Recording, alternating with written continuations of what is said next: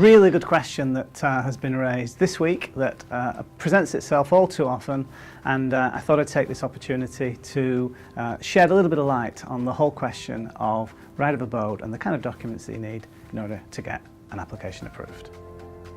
What happens if I'm unable to provide copies of my tenancy agreements? I never thought I'd still be here for 7 years, so every 2 years or so I get rid of old documents, that is bank statements and tenancy agreements, utilities and the like. And also for years 3 to 7 I was living with my ex-partner, so the tenancy agreement was in his name or his employer's name. So what can I do? Will utility bills be enough? The test for permanent residency, otherwise known as the right of abode, is that you need to be able to show to the Immigration Department that you've been continuously and ordinarily resident in Hong Kong for a period of not less than 7 years, and that any absences from Hong Kong in that time have been of a merely temporary nature, as evidenced by what you leave behind to return back to at the end of each temporary stay abroad.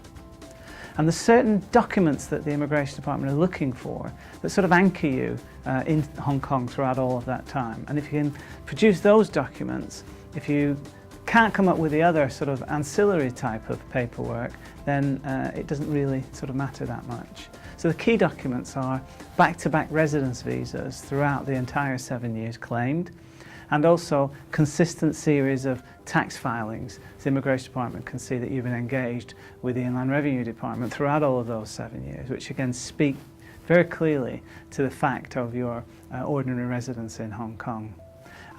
The Immigration Department will also, as part of the application due diligence, look to see where you've been spending your time, so that if you've spent an extended period of time outside of Hong Kong, particularly on a consistent basis, you may be asked to provide information about what was happening in your life at that time.